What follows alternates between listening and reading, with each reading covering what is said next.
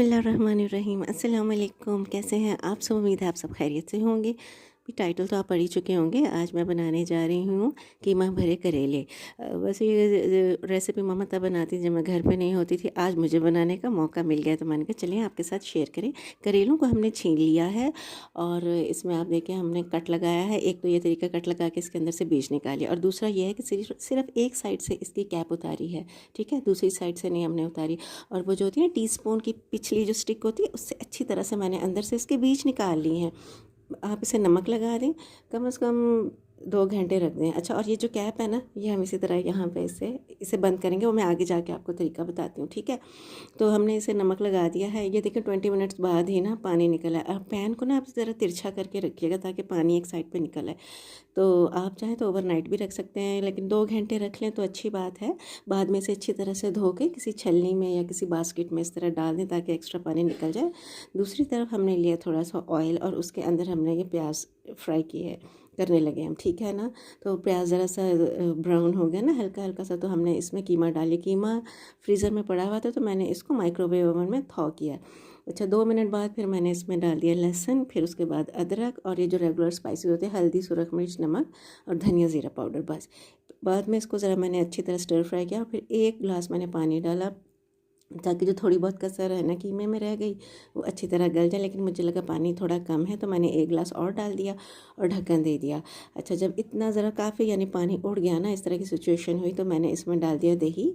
दही के साथ ही मैंने डाल दिया टमाटर मैंने छिलके उतार के और स्लाइसिस में काट के डाले। इस तरह टमाटर जल्दी गल जाते हैं। ढक्कन दे दीजिएगा और आप जब 3-4 मिनट बाद उठाएंगे ढक्कन तो आप देखिए, आप चम्मच से प्रेस करेंगे ना तो वो सॉफ्ट हो जाएंगे। अच्छा, थोड़ा सा और आपने भूनना है, उसके बाद अच्छी तरह भून जाए, ऑयल छोड़ दे, तो फिर आपने इसको निकाल लेना है एक अलग यानी प्लेट में और उसे ठंडा होने देना। जब ठंडा हो जाए तो आपने इस तरह करना। ये पहला तरीका था, आपने देखा था मैंने टीस्पून से अंदर फिलिंग की थी। और अब देखिए गौर से कि मैं इसकी कैप जो है ना वो कैसे लगेगा। आपने थोड़ा सा इसको प्रेस करना है, जैसे मैं ये इसका गला घूंट रही हूँ ना इस तरह से। और फिर आप जब इसको इसी तरीके से प्रेस किए कि अंदर डालेंगे ना, ये देखिए मैं एक हाथ से अपने फ़न का मुजाहिरा कर रही हूँ, एक हाथ से वीडियो बना रही हूँ और एक हाथ से ना कि मैं आपको करके दिखा रही हूँ ना, डेमो दे रही हूँ।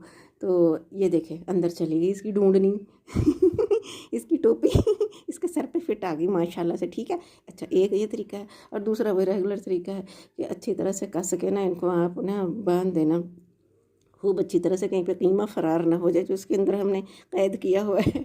ठीक है, समझ आ गई। ये देख लें 3 करेले मैंने इस तरीके से बनाए थे। तो और बाकी जो है ना उन पर मैंने धागा लपेट दिया था। थोड़ा सा कीमा बच गया था तो उसको बचा भी लें तो अच्छी बात है। अच्छा, हमने ऑयल गर्म किया और ये देखें ऑयल में हमने इनकी लैंड स्लाइडिंग कर दी अल्लाह अस्तगफिरुल्लाह, मेरा मतलब इनकी लैंडिंग कर ली है, ठीक है। अल्लाह सबको अपनी हिफाजत में रखे। और इसको आपने ढक देना है और थोड़ी देर बाद इसको आप पलट देना है। ये देखें कुछ इस किस्म का जब होगा ना इसका रंग, तो आप एक अलग प्लेट में इनको निकाल लें।